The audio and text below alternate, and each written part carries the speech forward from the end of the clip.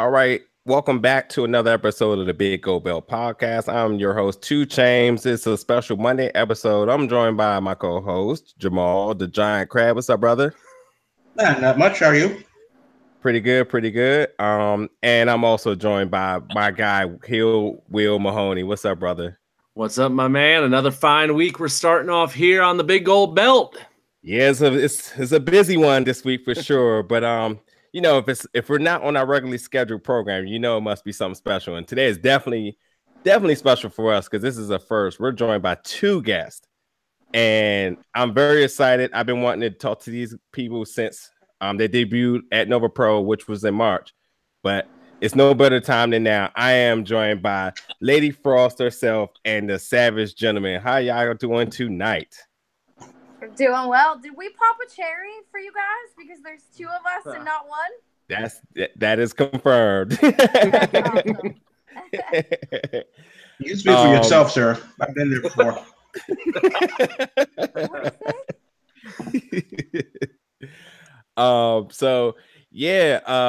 So much to talk about tonight. Again, I have to definitely give you guys props. Now, when you guys debut back in March at the No Pro Sink or Swim, we were just bombarded by tons of new faces. I mean, we got, for $5, which was the Sink or Swim show, we got 19 matches to be followed by their first all-women show that night. Right. And, 19 matches with maybe over. I mean, if every match only had 2 people, which obviously your match didn't because it was a triple threat, and others had 4 ways with so many new faces. I mean, it could have been it was definitely a little bit overwhelming, but nonetheless, you 2 made the impact.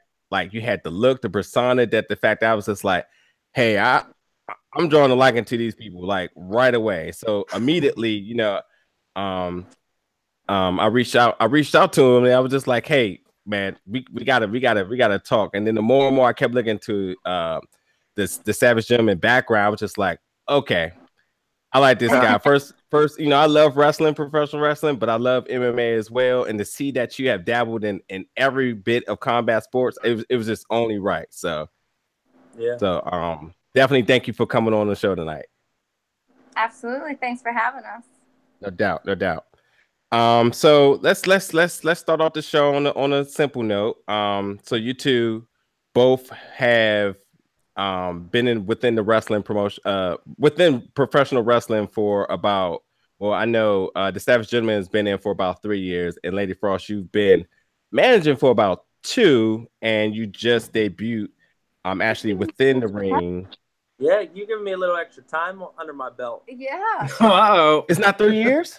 Oh, I'm sorry. This is 2018. It's 2 years. 2016 is your debut, correct? Yeah, correct. All right. Let's talk about the journey. How did it get started?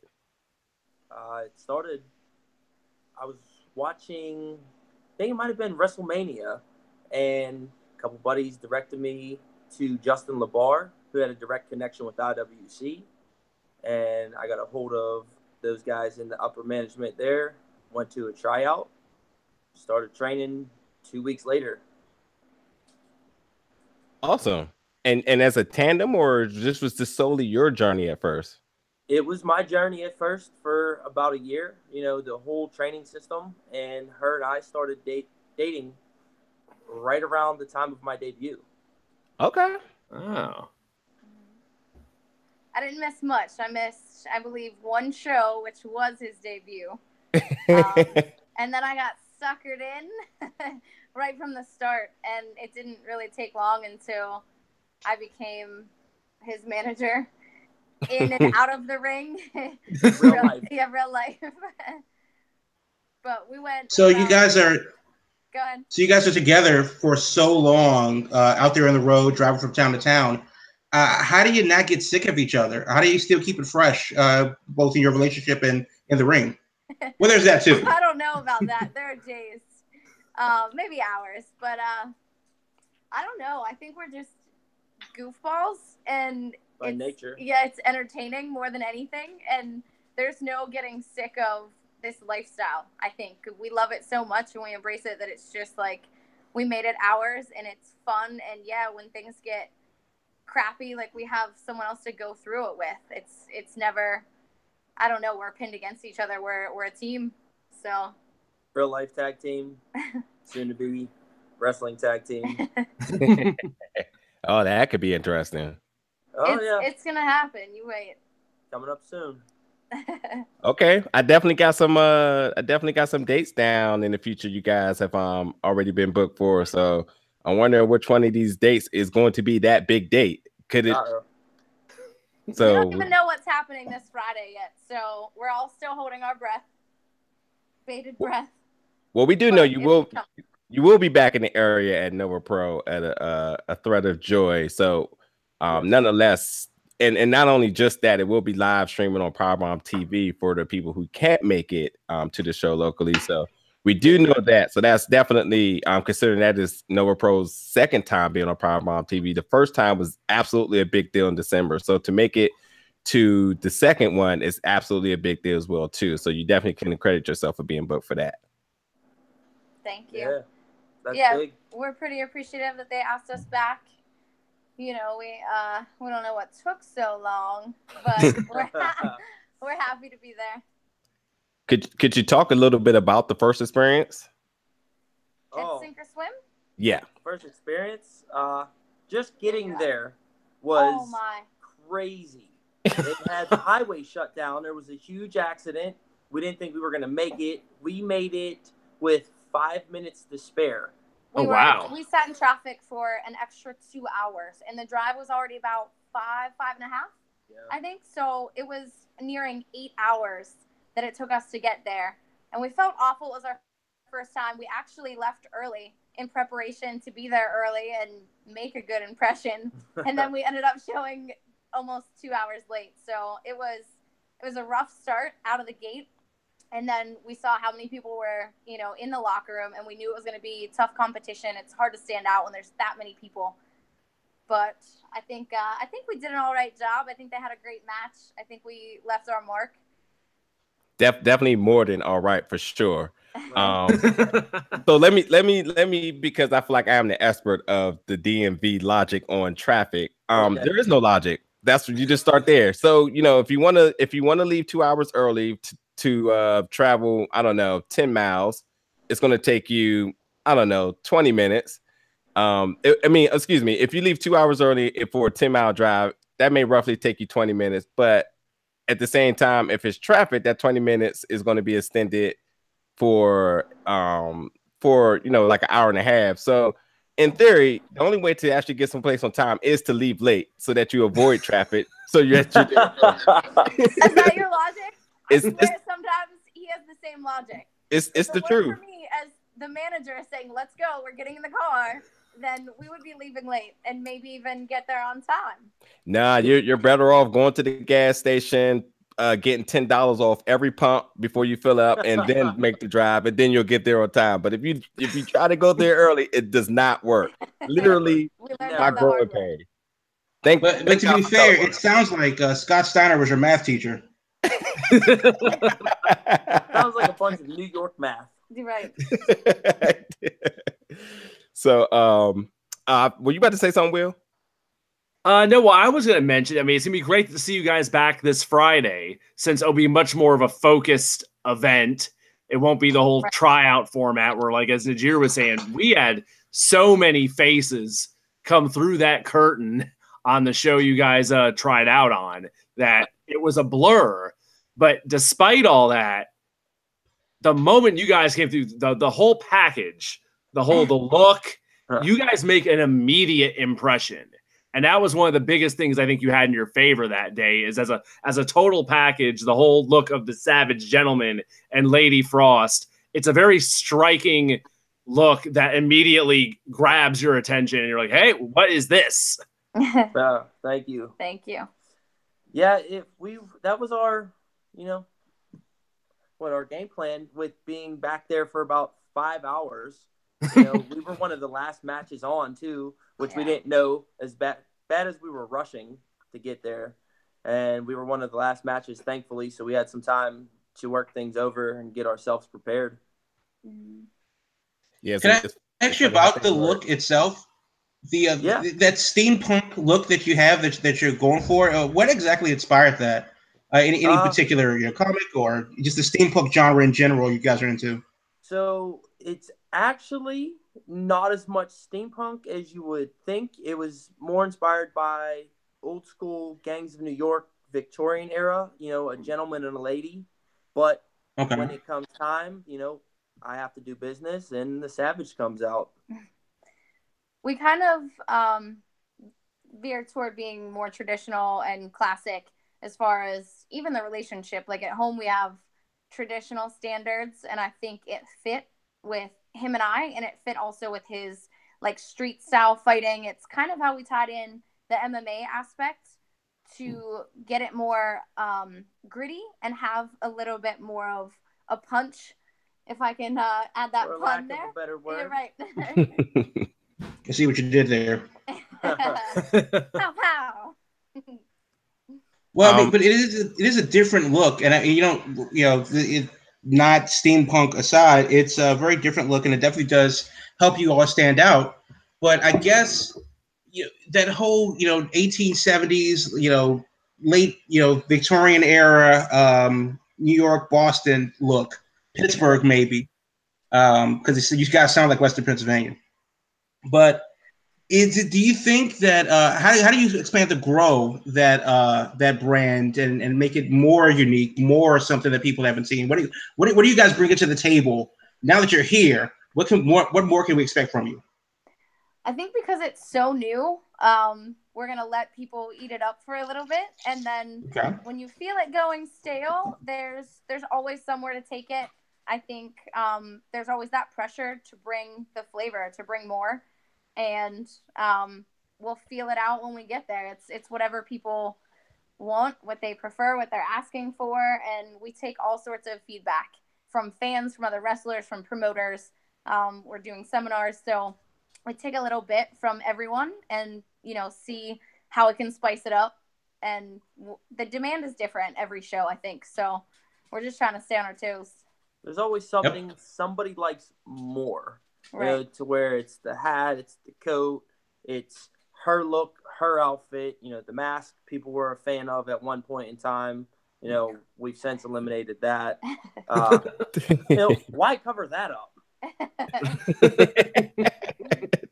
It's hard now when we travel a lot. You never know, what role we're stepping into with who we're facing. And that's why I think we have the wiggle room really in developing the character. And if we're involved in a storyline, I think it's definitely something that we get to like hone in on. But as far as just traveling everywhere, you just have to be prepared for whoever it is you're wrestling and, bring it the best we can. I think in our before the show started in our pre-notes meeting, we definitely talked about. I will give credit for this. Is you guys definitely are not shy away from doing everything and participating in everything. And I think one of the big things that I pride myself on is investing in yourself. And I know that's definitely something that you guys have been very vocal about all over your social medias. And I mean, that caters to, being your hardest critic and to trying to prove yourself is, always want to invest in yourself and reevaluating and, how can you do it better and so on. So I think with that mindset, the longevity is there, no doubt. We hope so. I mean, we had the mentality of not settling from the start. That's kind of how we got a late jump on being in such a serious relationship because, I was happy with running a small business and I was single for almost 5 years, I think, before we started this. And, we wanted the best out of everything. And the same goes for our career in professional wrestling. We decided to go 100% all in, and that's it. It's our life. It's real life in the house and in the ring, and we don't plan on stopping anytime soon. Yeah, our motto has become one at a time. Just win one person over everywhere you go, and eventually, everyone's going to start to take a liking to us. Well, speaking of everywhere you've been going, I mean, I was really impressed with the track record I've seen laid out the past few months. across your social media, from the Monster Factory to meeting up with Les Thatcher, who's been around forever and seen everything and everyone, and then going all the way out to the West Coast for the New Japan Dojo. I mean, that's just those 3 spots alone.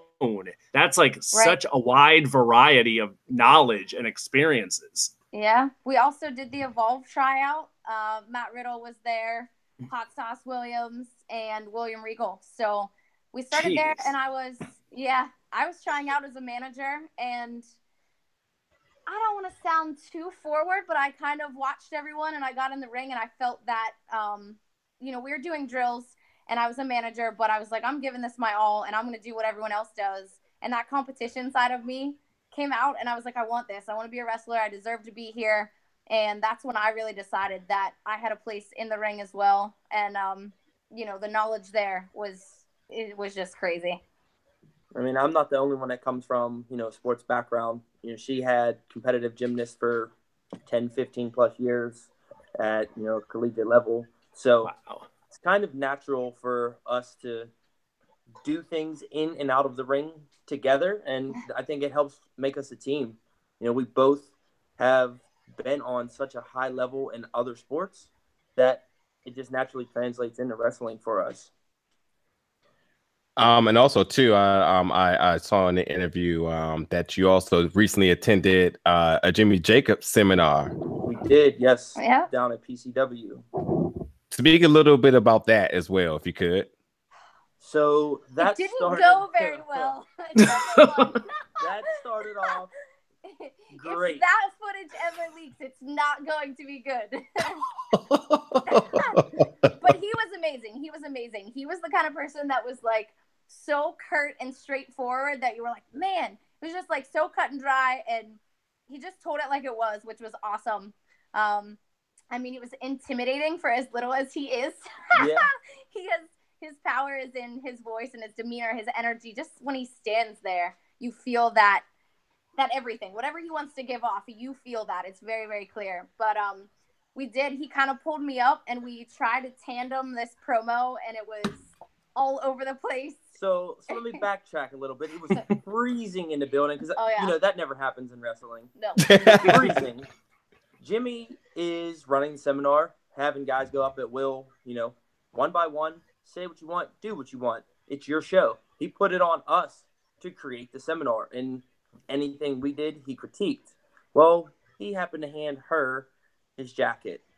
I was cold. She was a little cold, so I happened to take the jacket and hand it back to him.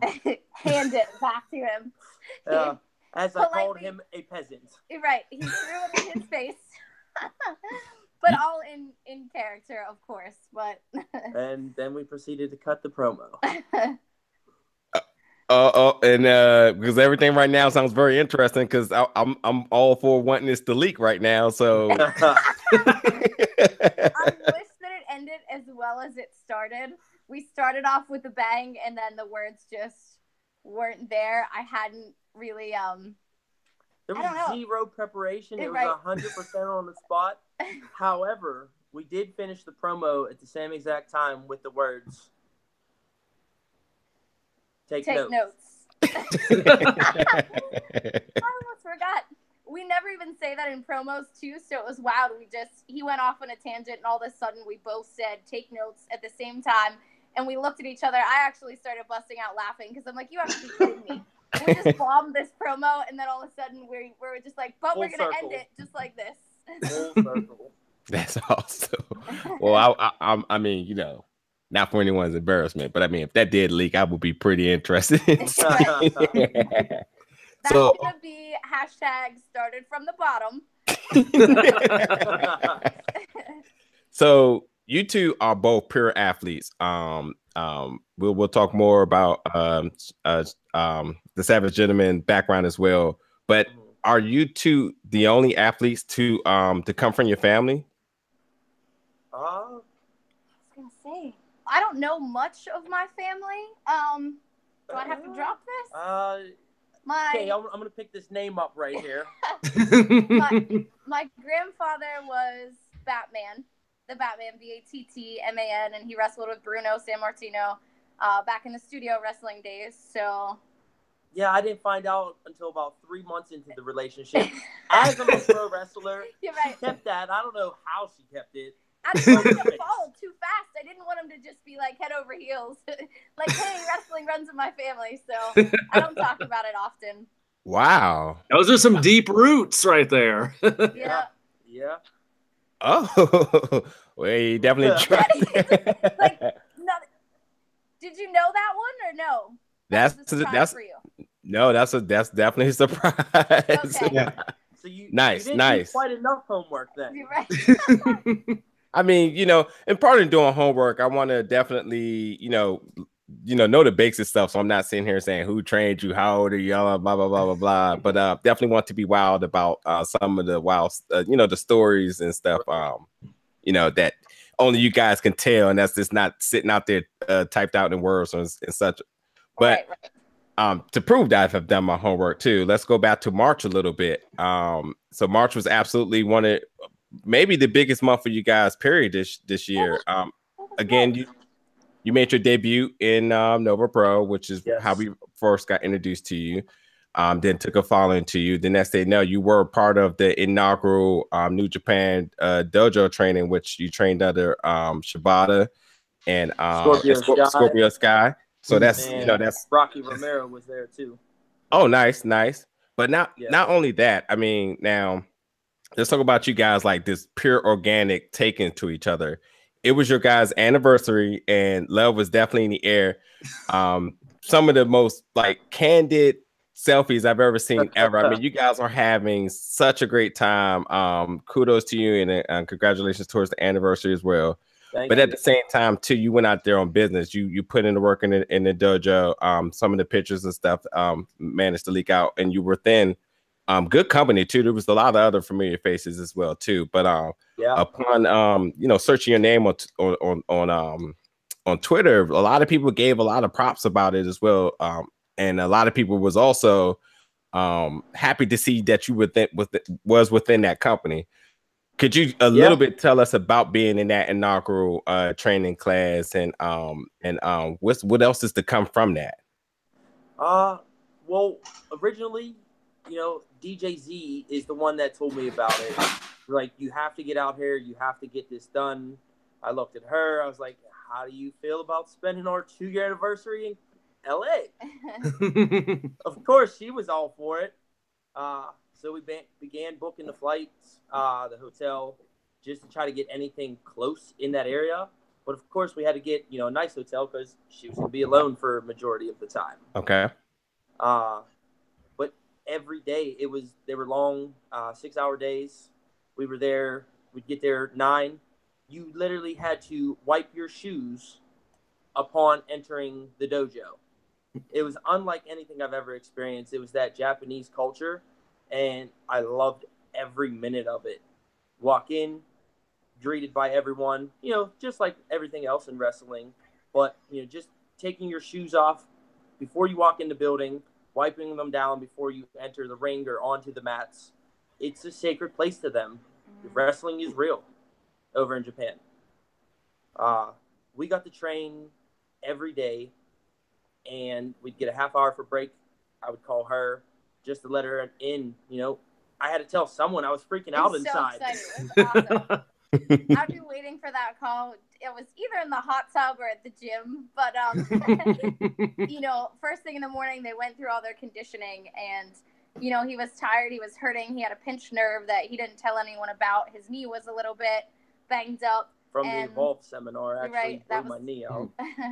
But he fought through, and he was excited. He didn't complain. He was just like, this is great. I'm getting my butt kicked, and I'm learning. I'm being pushed to my limits, and it was a different style of wrestling. So, I got to see 2 sides of where things come from, where they originate, and just like hearing the excitement in his voice was awesome. It was a great present, and we got to enjoy some nights and honestly just relax because we don't get to do that while we're home. So always on the go. It was gym in the morning, and then her and I had a few hours at night, before I had to get back to bed, to make sure I was well rested because it was grueling. Can't be showing up to train with Shibata with some bags under your eyes. Oh no, he did not care. I am sure. I mean, the class photo is great with him sitting dead center with the kendo stick right in front of him. Right. Oh, he walked around with that sucker every day, every single day.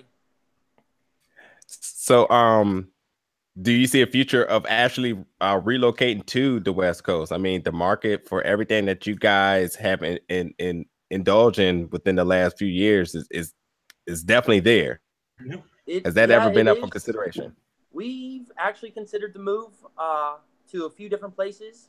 That's not one of them. Okay. However, nothing is forever, so you never know where we might end up. We're keeping our options open. I think it's kind of wherever fate leads us, opportunity leads us. If it's Florida, if it's Philly, if it's Cali, we're kind of open to wherever we're most well received. I think it's important to be around people that like your vibe, like your energy, like your look. They want what you have to offer, and you might not fit everywhere. Or maybe a place has something sort of similar, or they have a wrestler and a manager, or an intergender tag. I don't know. There's not too much of us out there right now. I think the intergender thing is a little bit of a sticky topic. So, but like I said, we go where we're well received, and good energy is important. Let's talk about home for you for a little bit. Now, you have trained out of the Rise camp. Yes. Could you speak a little bit about that experience, and also about the big June 16th date that is coming up for you? Yes. So I have honestly the utmost respect and admiration for Rise and Brandon K. Brandon K leads the training, and he's given up so much to be there, and to be there so frequently now that I've kind of been pushing him to train as much as possible. Him and his wife Christy are absolutely amazing, and the other wrestlers there too. Like, the locker room is just awesome. Everyone has this good energy, and no one puts anyone down. And yeah, there's a time to be tough in training, but I really think that this is an art. It's something that we love and something that we enjoy. When you start out, you're not making money, your body is aching, and it's important to be supportive, I feel like, of your students and peers. So I have honestly had fun training. There are days, I leave and I'm frustrated. I want to cry. I don't know if I should do this. Do I suck at this? All those questions. But at the end of the day, it's fun. And I make my debut June 16th. So I'm sure it's not going to be, a WrestleMania match. I don't know if anyone's first match is. Maybe Ronda Rousey. She debuted and it was fabulous. But anyone else, this is still the indies. But I'm looking forward to impressing, that's for sure. You must have not did your own homework for yourself, because that's your second debut match. Oh, I did. I said my second debut. But... Did you? I felt like I heard my debut, but okay. We'll definitely talk about the first one. So you will be facing on June 16th, which will be against London Ali. So I watched the promo, and you're so humble to have the opportunity and the support of the crowd, and and the opportunities that were given to you. She doesn't look like she's backing down, but you also doesn't look like you're backing down. Any few words for her right now upon that match? On the spot. Here's the thing. I get her point. She was one of the first female workers there at Rise, and she has helped build that company, and I have nothing but respect for someone like that. I wasn't expecting a few of the comments that she threw my way, but nothing like some healthy competition. I think, we both have fire, maybe a little ice, but I see what you did there. I have to. It's too easy. So many frozen winter puns. So winter's coming on June 16th, obviously. What was I about to say about her? Yeah, I mean, when you're doing anything right, you get haters. So at the end of the day, the shots that she took legitimately were just, take with a grain of salt, Right. and everyone knows my match was 20 seconds, but hey, I made it there. I made an impression. I gave it everything that I had. I don't think I made too much of a fool of myself there, so I'm proud of what I've done, and I'm going to continue to be proud of the training and the work that I've put in, and hopefully my debut, it shows. Yeah, well, let's talk about that. That was March. Again, another a busy March for you guys, full of just good vibes, blessings, opportunities. I mean, it's going to be hard for any month out of this year to top that March. Right. For you guys. And March was also my birthday. Also, yes. Well, jeez. Birthday, anniversary, New Japan, WWE. Yeah, we actually Sink or swim. We flew in from New Japan, and in less than 24 hours, we were at WWE. So, wow. So the two biggest companies in the world back to back. Right. Yeah. No big deal. So let's like some stress. right. I mean, you know, after you get the you know, you get sunburned or sun kissed by the Cali weather, you know, you got to get back to work. So it's just a reminder that, you know, everyone can have the life on the beach just yet. Beach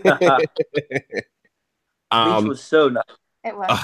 I was like so jealous. I was watching the pictures. I was just like, wow, they're having a good time. And I'm just over here with one day I got 70-degree weather. The next day is snowing. So, you know, you guys missed it's like about 6 inches or something. Yeah.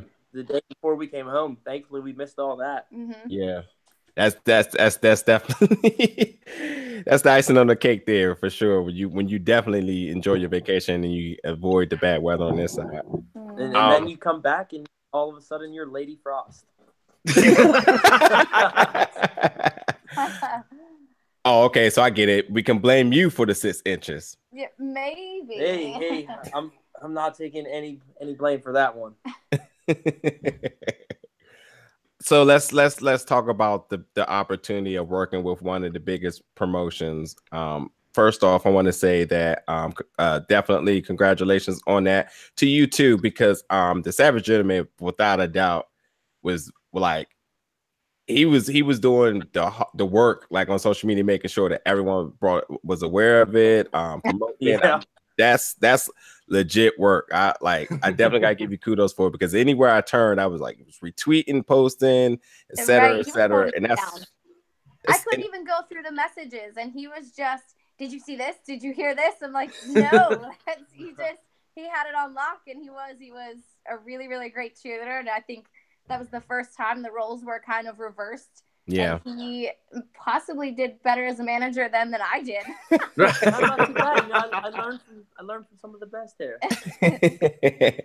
So again, you did the New Japan thing. You were you had the anniversary, so you were essentially on vacation. You could have easily just kicked in and said, like, you know, let's just lay back. We did what we had to do.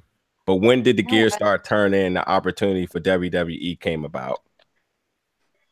We actually knew about a month prior, maybe 2 weeks. Yeah, about 2 weeks. We found out the week before we went to Cali. Right. Okay. So we had a lot of stuff to put into place because we were going to be out of town and weren't getting home until the day before. So we had a lot of preparation to do, knowing that was coming up. But, you know, the life of wrestler is never easy. You know, it's just like a ballerina. I always tell her, it's one of my favorite quotes, is you can only see what's on the stage. You don't get to see what's behind. And it's all the hard work. It's all the dedication, the countless hours, you know, of us just investing in ourselves. On the road, like you said, we don't get sick of each other because we're always making new memories. Let me ask you this. You get to WWE, you know that you're going to do it. And you're making you're getting into town. What's that feeling like, and how is that different than doing a different show in a different city? It's not just breaking into a new territory and hoping it goes well. It's not just a training seminar. This is first match ever. Oh. Right. It's cutting out a little. I hope my phone isn't dying. No, it's not. I say it's your first match ever. So what's that feeling like? I think I had to talk myself into the fact that it was a live interview, that this was potentially a place that I wanted to hold a career. So I went in you know, trying to feel less and think and act more. It wasn't really about taking in the atmosphere as much as it was delivering and trying to be what they asked me to be, really. So you do that, and you know that you're cutting a promo. Is your approach any different than like, say, for Rise? Did you take anything from WWE in that experience, and how has that transformed what you would do in the ring from now on? I actually didn't know that I had a promo until a little bit later, and I certainly didn't know that it was going live until last minute. So there's nothing in the world that can prepare you for that, having never been on WWE before on Monday Night Raw. So it was different, obviously, than having all of the time to prepare and think about what I wanted to say to people when I was making my debut, because I feel like that had to come more from the heart. And, you know, something like getting put into a match with the greatest in the world, there's no possible preparation for that, really. That is also true. You know, my last question about the Raw experience is being a fan of wrestling in general to being in that ring in Cleveland. How has your experience and your opinion of the business changed since you've gone from, you know, watching it on TV to being in front of 17,000 people? Oh my, it wasn't so much about the fans. I really think I had such a great appreciation for the production. Like all of the employees, the workers, and the hustle that's backstage, everything that goes into making that show perfection is just, I mean, it's awesome, really. It's different. You know, everyone prepares and tries to put on a great show, but at that level, I think it's just something that none of us really have ever seen or can know about unless you're back there. So it sounds like your role that day, as the day went on, it got expanded and grew in scope from what you initially thought you were going to get, from getting just a match to then to be, okay, now there's going to be a promo. And then, oh, by the way, yeah, we'll throw it up live on the air. Right. And you got a name and everything. I mean, heck, a lot of the people they bring through don't even get a name.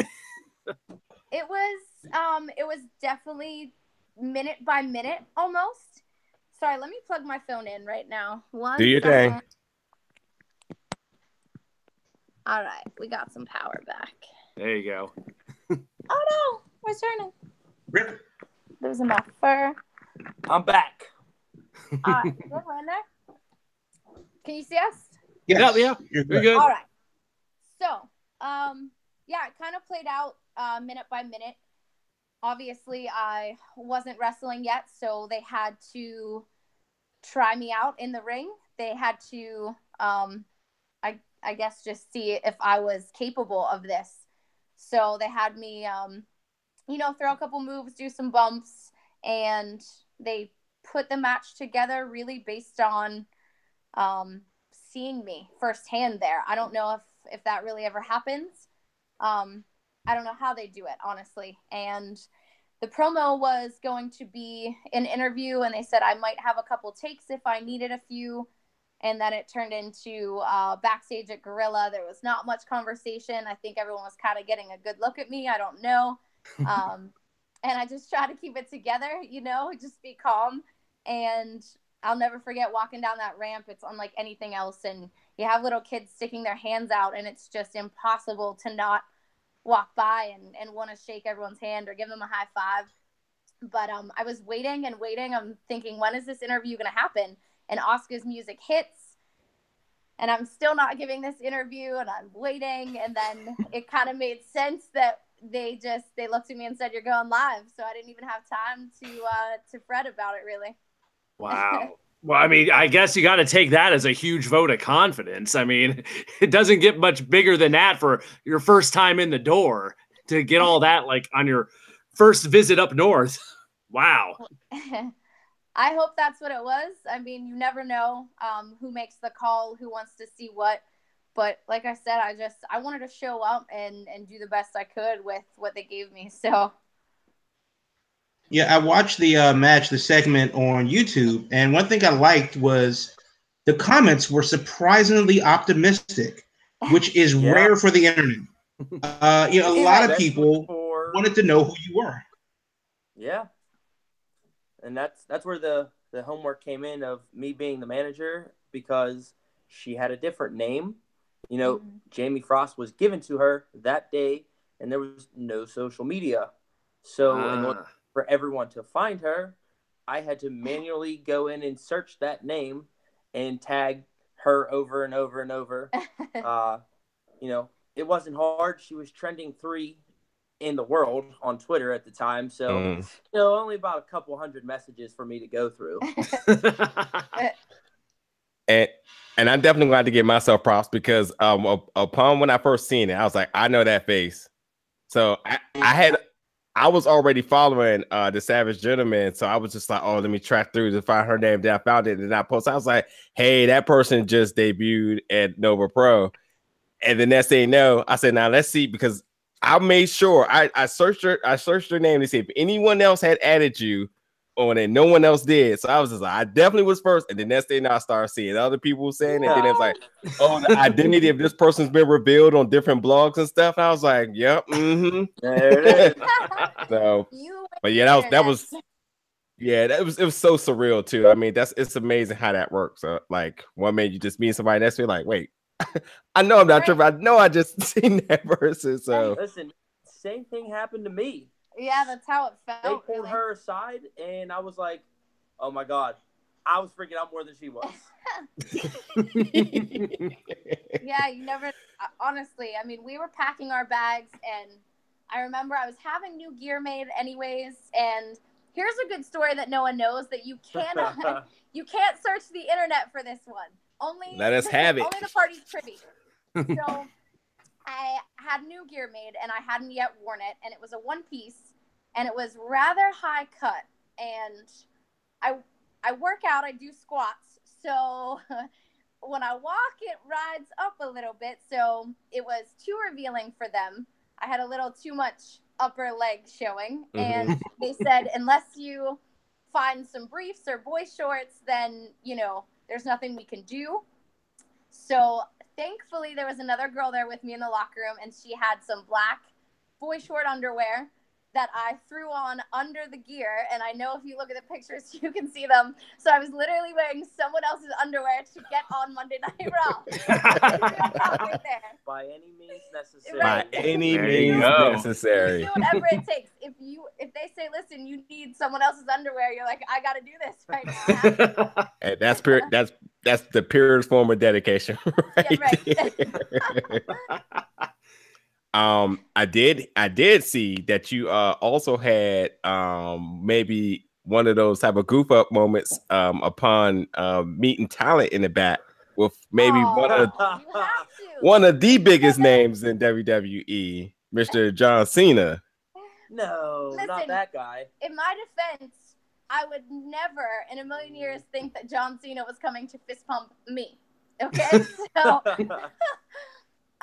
yep, we were walking by in the hallway, and he said, all right, let's go, let's kill it. And he held his fist up, and by that time, like, it didn't fully register, and I was walking past, and I was like, oh, man, was that for me? That was me that missed the fist bump. I was freaking out. Yeah, it was, it's a big regret. It's safe to say that the curve game in that one is strong.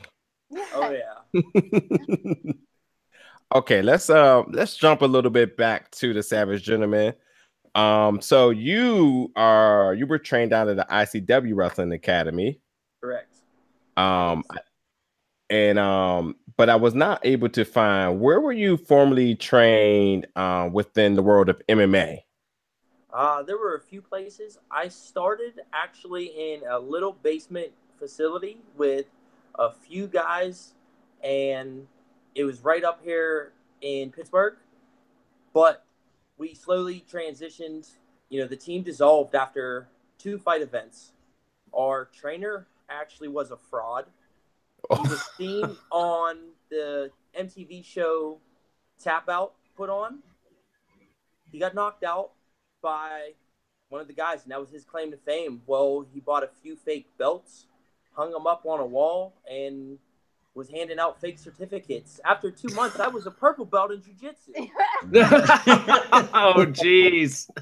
Yeah, so nothing's ever easy for us, to be clear. no. We literally fight for everything that we have, but So I got contacted by a promoter.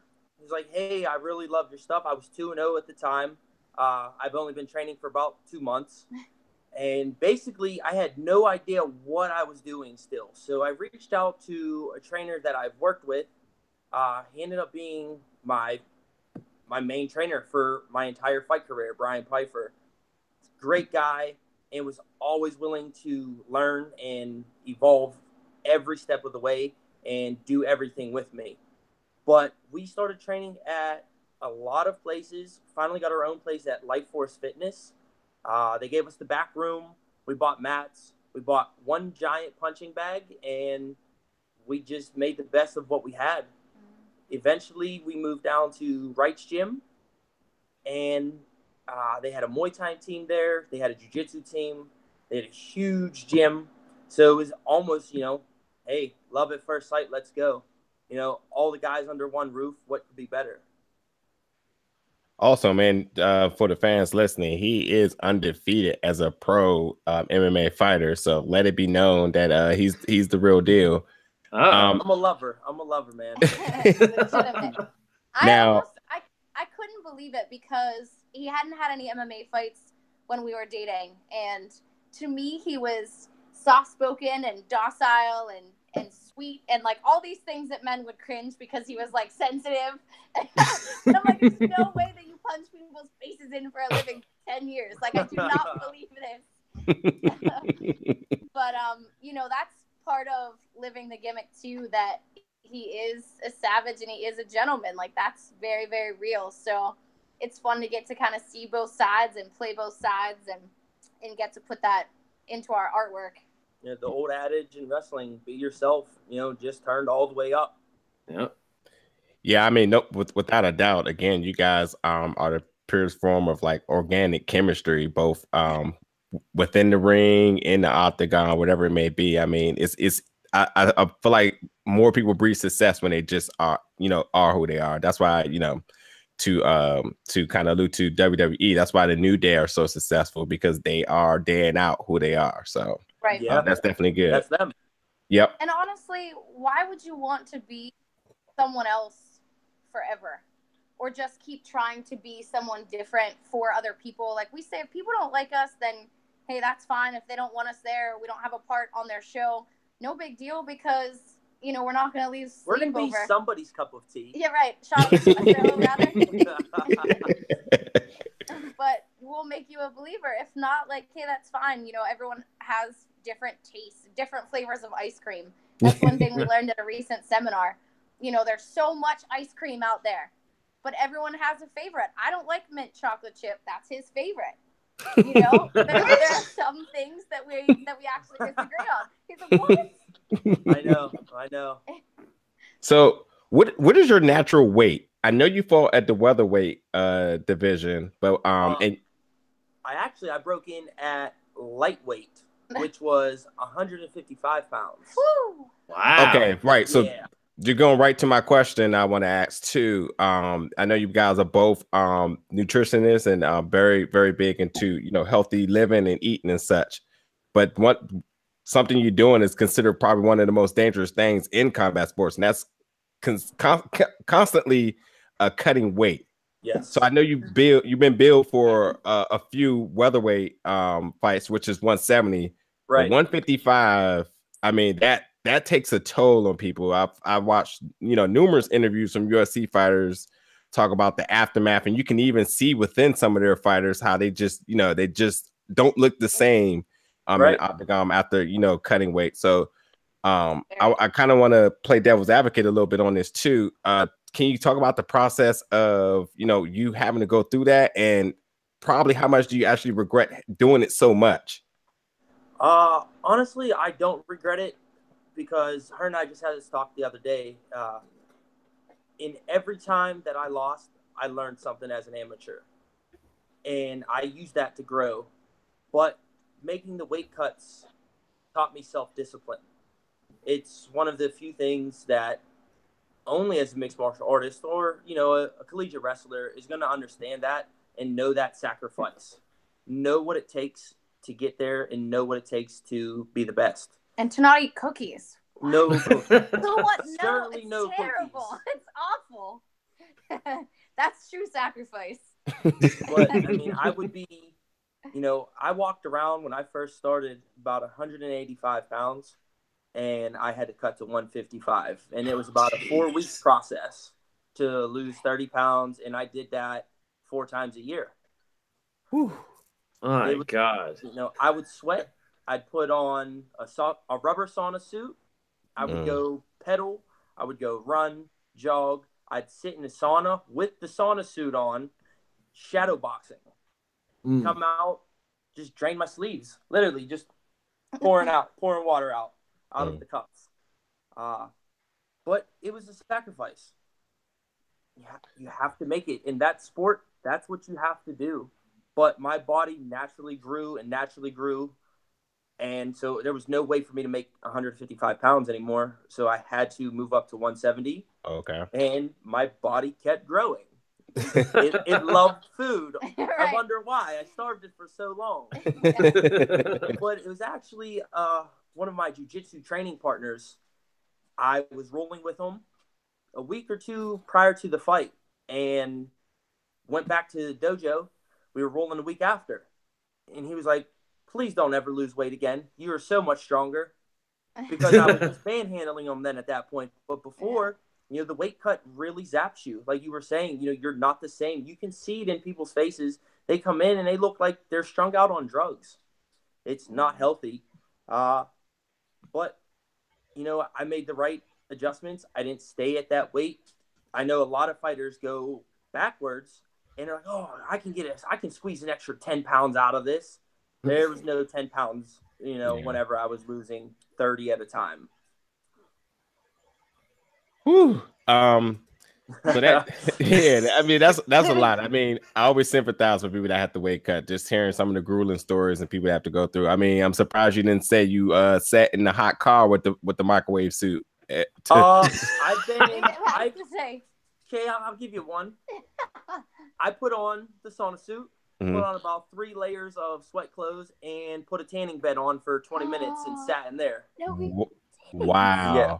Jeez.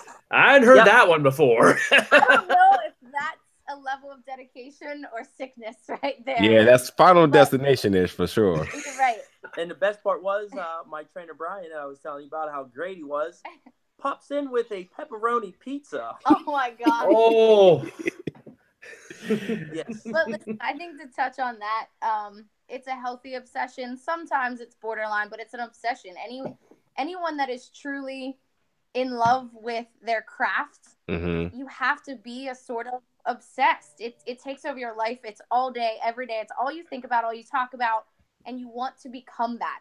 And if you don't have that, I don't really think anyone can make it half-assing it. So, I mean, it's a better obsession now, I think, that we have with wrestling, and I'm happy that this is the path that he chose, and it kind of led me here. Eat. You're right. We go hard on cookies. I'm not even gonna lie. You should see. We'll post some pictures the next time because we'll be clean. We'll have some photo shoots, some big matches, and then we'll come home and we'll just buy about 8 packs of cookies. Not an exaggeration. No, not like one of every kind, and then we just go at it. There's a pint of milk and a balance. You're right. I hope none of my fitness clients are watching this right now. I will hand the keys over to Will here. He is our resident snack expert. So we're talking cookies here. What's the hottest cookie out right now, Will? Oh, the hottest cookie is the brand new Oreos that just dropped. Yes! The cherry cola Oreos and the pina colada Oreos and the kettle corn Oreos.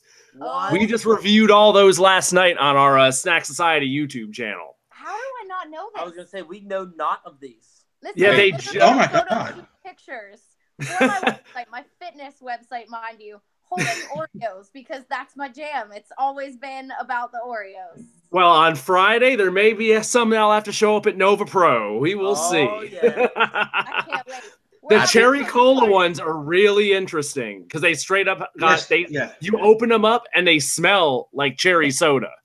Oh my! Wow, they're out there. Is the cherry Coke ones the one with like the Pop Rocks in it? Exactly, and they have Pop Rocks in them, so it's even straight up like they're carbonated. Oh my! They are on another level. The cherry cola ones are my favorite because they have like a bubbly note on the back end. It's very, very delightful.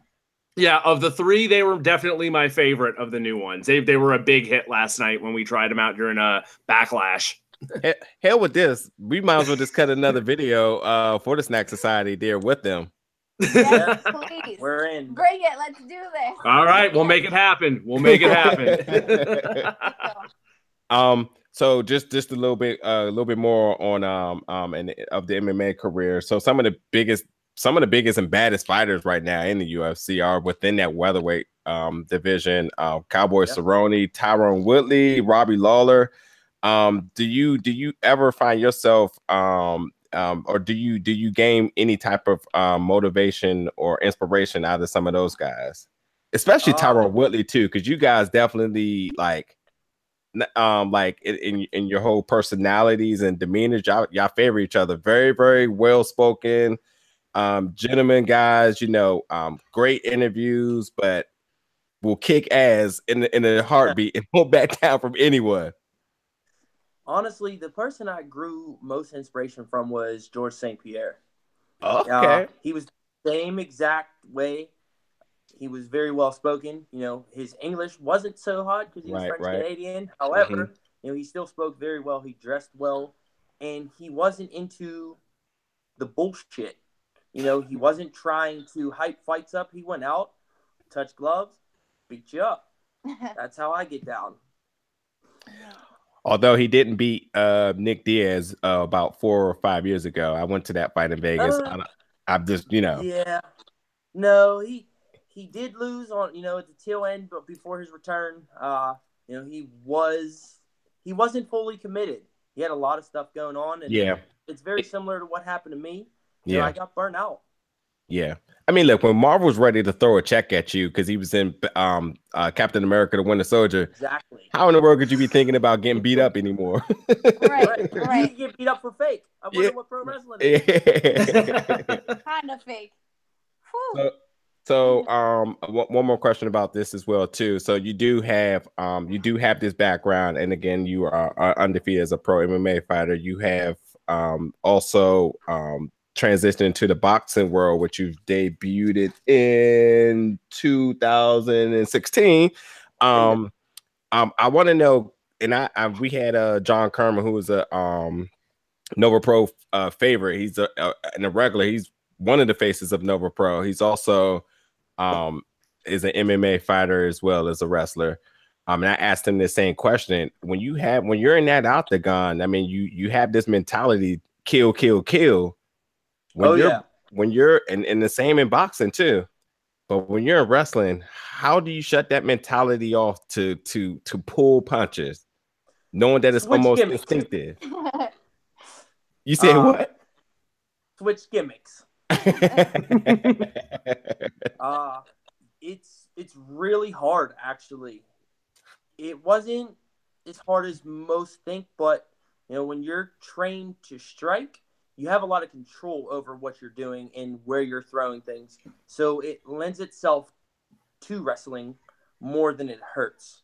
But at the same time, your body is trained for over a decade to lay things in, finish everything quick, get in, collect your paycheck, go home. It's not the same with wrestling. There's a story to be told, and you have to tell that story. And if you can't and you rush through, it's not going to be the same.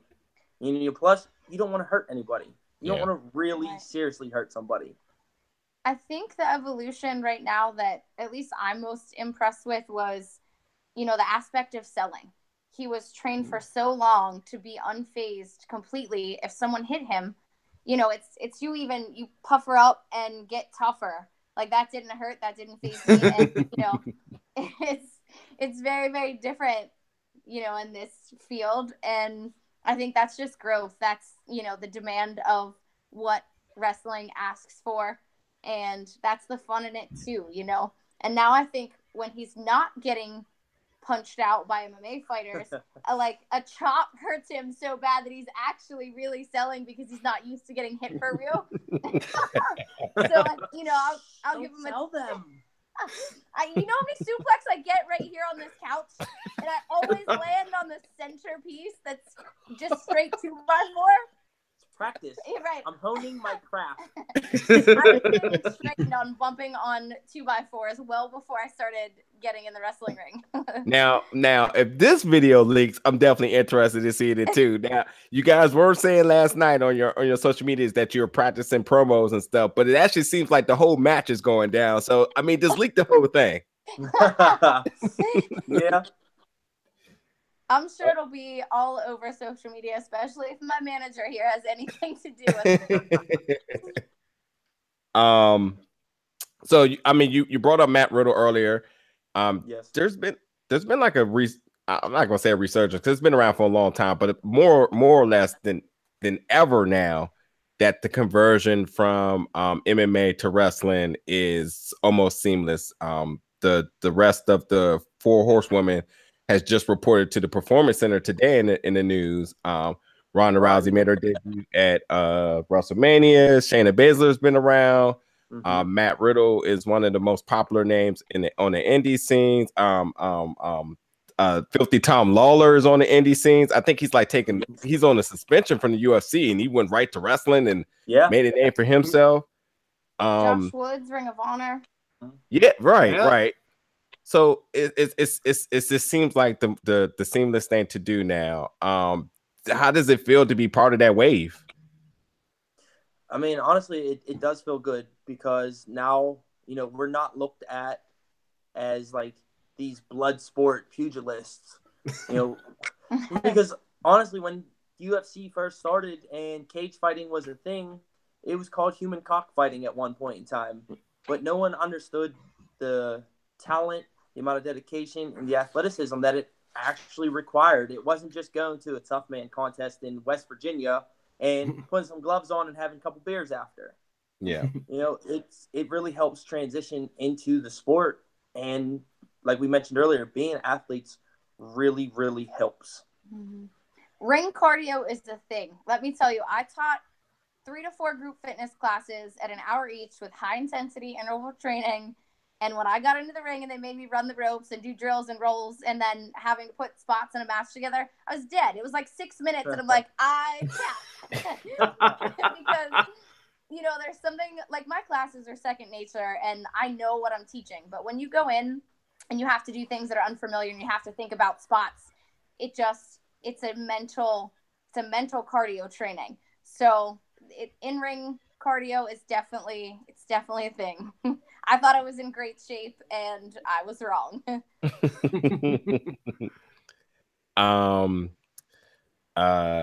Well, that's what I got for the whole MMA aspect. We can move forward to about future dates you have coming up or what you just worked too. I know Will, you was bringing up about the White River Wrestling event that just passed. Yes. That was their biggest show of the year that we got invited down to debut on. And you faced, nothing like a little humility right there. Anything? you would have just pick that name up. I did not drop the name. Okay, it's coming. It's coming. When you're talking about hardcore, yeah, you do have the background being in the octagon, and if you've been in the boxing ring, and you're making your way through the wrestling world, but when you're talking about going hardcore with the hardcore legend, the king of hardcore, Tommy Dreamer, that's not a likely opportunity for me. Again, you guys are just being sprinkled with so many opportunities left and right. What was that experience like? And I just don't even know. I don't even know what type of conversation I would have with him where he's just like, yeah, I'm probably going to like drop your spine on the rim of the chair. You cool with that? Wait, and that's the best part is that it was rather nonchalant. He was like, yeah, you can't hurt me. No matter what you do, you can't hurt me. And that pinned tweet you have on your profile with the video clip on there, it's like, my God, you got to do the drop toe hold into the chair like you were Raven. Right. You got to do the Tommy Dreamer greatest hits with him. Right. Oh, it was amazing. So awesome. And the response that he gets from the crowd, that energy that he evokes is just, it makes it easy to do the work, especially when you're hated. It's just, you know, you don't even have to do anything to be hated if you're facing him. We were instant bad guys. Right. We come out, we got a few cheers, Tommy Dreamer come out, and it was all booze. You're right. Booze for us. I got kicked out. He got me kicked out, thrown out. Yeah, she was ejected. Right. I was misbehaving. I tripped him and trying to help my man. That's what I do. I'm a good manager. All the classic spots that there should always be when a manager is involved. Oh, Exactly. man. Allegedly, I didn't see any trip. He fell. I mean, he needs to get his coordination up. That's my man right there. Exactly. Saw nothing. But working with Tom, I didn't see it either. Working with Tommy Dreamer, obviously one of the legends, the modern legends. Is there anyone that you would like to work with? I mean, I know that being new and you can say anybody, and that would be a plus. But who would your dream match be? Honestly, I would have to say right now, Matt Riddle. That's what I was gonna say. Wow. It's two styles that will go hand in hand and lend each other, and he's the hottest guy on the circuit. Why would I not want to put myself against the best? That's why we're in the business, to be the best. That's why we invest in ourselves. That's why we do countless hours in the cars to make the towns. We want to be the best. We want to be seen by the best. She's wrestled the best. I have not yet. So I gotta catch up to her. Riddle was a cool dude too. I think it's hard to really. You mean a cool bro? Right, cool bro. But I think I learned a lot, obviously, but I think he did as well, coming from the same background, and you hear someone translate. It's like they speak the same language. Yeah. And it was really, really bizarre. Like, I didn't want to freak Matt Riddle out, but I want to be like, I feel like I'm listening to Shane right now. This is so bizarre. With a little less bro attitude that Shane has. Like, he's a little more intense, I think, serious-wise. But it was crazy to just hear him tell the story being an MMA fighter. So I think, for him, it gave him a couple ideas and how to take the character a certain way and still hold true to your roots, but also not rely on them and think that that's all that you can do because that's where you came from. I mean, you have to add things in your repertoire and constantly evolve. So. Awesome. So for the Savage Gentleman, Matt Riddle, what for you, ma'am? For me, whew, I don't know that I can make that call right now. I don't. I think I need a little bit more time because I have to discover myself as a wrestler. Honestly, I think, and I would be lying if I said I knew who I was and what it would feel like. And I think knowing myself first is more important than knowing who I would want to challenge. Well, the reason why I asked that, even because, again, you haven't made your debut yet, and you will for Rise Wrestling officially this coming June.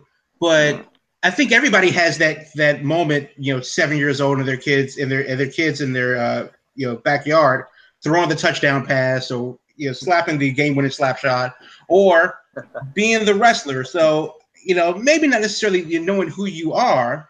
That's understandable, but anybody dead or alive that you can walk into the ring with right now, you've already been in there with the best right now in Asuka. But you're telling me that when you look in the mirror, you don't see yourself going toe-to-toe with Asuka again? You do owe her one. Maybe Charlotte, maybe, Io Shirai, honestly, Sarah Del Rey. I really was just talking about Charlotte last night, and man, is she one of the greatest from her poise, her entrance, her demeanor. She is so, so talented and athletic, and her timing is amazing. I mean, she's really, in my opinion, the best, and that would be a privilege and an honor as an understatement. That would certainly be a dream match for sure, and maybe even a rematch with Asuka while we're on the subject. Let's throw that in there. Yeah, and Charlotte also too has that collegiate gymnastic background. So Right. I mean, that definitely counts for something as far as the potential of how far you can go along. Right. Have you ever seen a double blonde lucha match? I'm in. Let's set it up. Who do we have to call? Tell your people to call my people. You have the connects early, So go ahead and drop that email again and say, hey, just checking in. Hit them with the hey, big head, to see how everything's going. Hey, is Charlotte busy today? I mean, Tuesday is tomorrow, so. Oh yeah. So you have yes, what's SmackDown tomorrow? Yeah, but so you have the yeah. I know you're going to be there. I'm so now sorry, how much you love you're Baltimore. breaking up. I can't hear anything. Oh, you were saying I'm sorry. Tuesday's tomorrow, and SmackDown's also in Baltimore, so it's just a hot skip away. Right, we'll just hey, knock knock, we're in town. Passing by. Fancy meeting you here. Right. Oh, you're here also? Go ahead, Jamal. What's your statement? I do want to talk about the June 23rd Rise show, Stomp Out Cancer. Yes. And that's going to be at the Stronghold in Lamont Furnace, Pennsylvania. Mm-hmm. You guys are partnering with the American Cancer Society. Yes. All the proceeds for the show will go towards the American Cancer Society. So what does this doing a charity show like this mean to you all?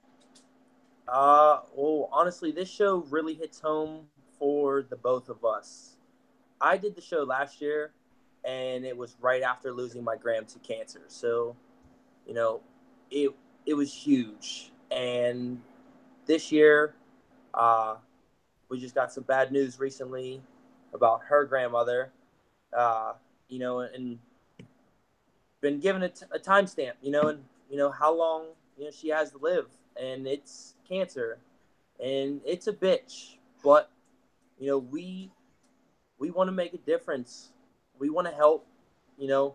It's hard. It's never easy, and everyone can relate to that.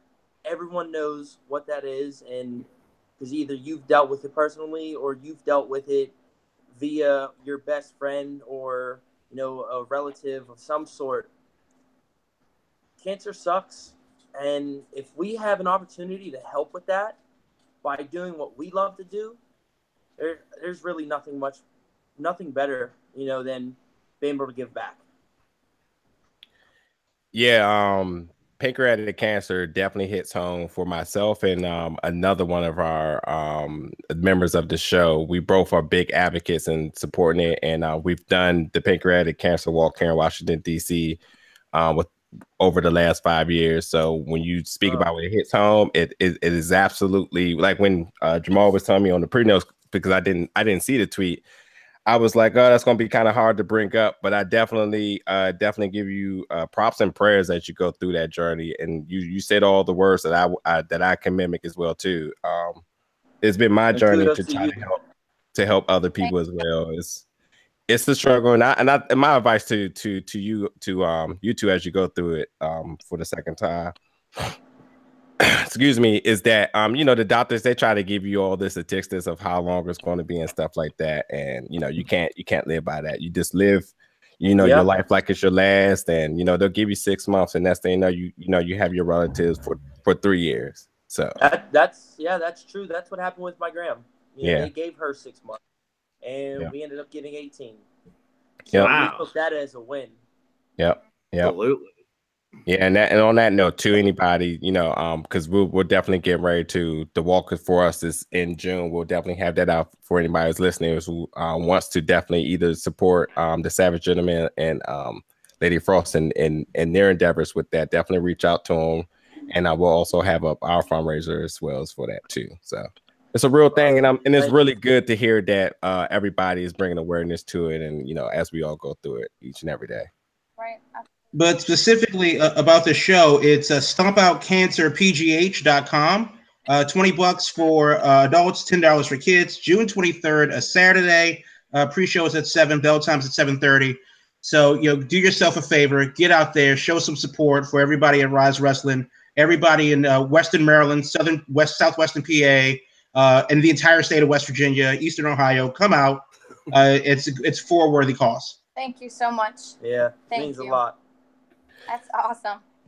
So just so we can wrap up the show again, we do have you guys making your way into town this Friday, Nova Pro, A Thread of Joy, which is going to be streaming live on Powerbomb TV. This show will be at the Annandale Volunteer Fire Department, which is because I never remember the address off the top of my head, but I know Jamal knows it. 7900 Columbia Pike in Annandale, Virginia. To go get yourself some Korean barbecue, see some good wrestling. It's going to be a good time.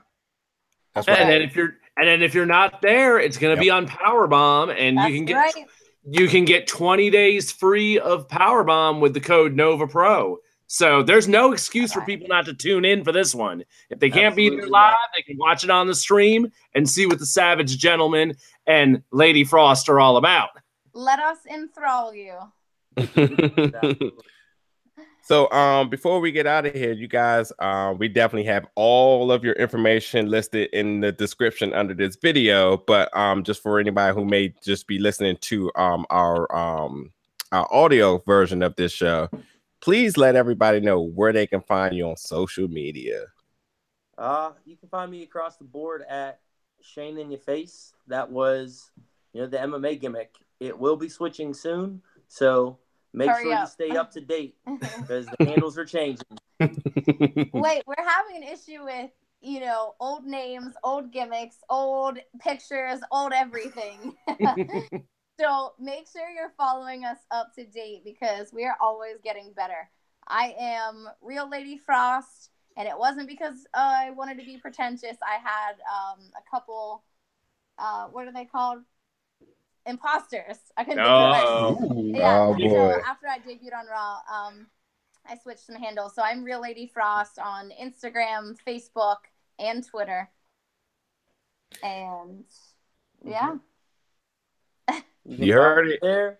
Me on her page, her on my page. Right. They're all blended together. You don't know. When you pick up one page, you don't know whose it is because wrestling is real life. I ain't going to lie. That's the truth. One time I was looking for something. I was like, wait, wasn't it just here? And I was like, oh, it's on the other one's page. Right. And anything else you guys want to promote? We talked about some of your future shows. Anything else you have going on that you want to plug? Because I know you're making a trip Saturday. Yeah, we are going to White River again. We take on Scotty Reed. And it's going to be one hell of a matchup because he is a beast, an absolute beast. So, I'm going to have to bring the Savage game. That's right. You heard it. So, again, thank you so much for joining the show. This was great. I definitely look forward to seeing you guys Friday. If you got merch, bring it because I'm all about that. Hey, you got the cookies. You better bring the cookies. It's on.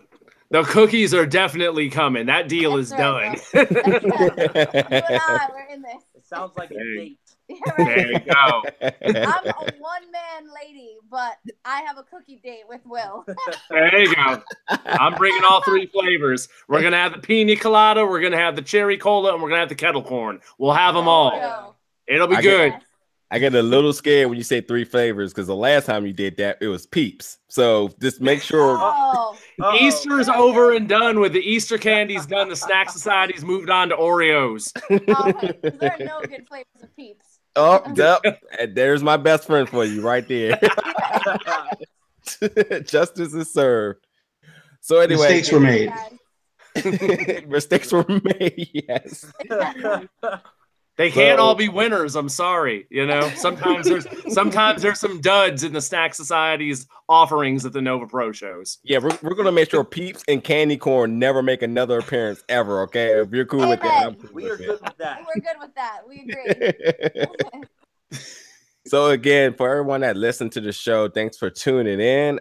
This has definitely been a good time for the Savage Gentleman. Lady Frost, thank you once again for joining us. Be sure to tune in to Nova Pro this Friday. You can't make it there. It's going to be on Paramount TV. All the information is on our Twitter and our website at BigGoBeltGroup.com. We will have so much more material coming out this week. It's definitely a busy week. Nova Pro. We got the Macon Towns Classic on Saturday. So definitely stay tuned, and thanks for tuning in. Thank you so much. Thanks, guys. Bye. All right.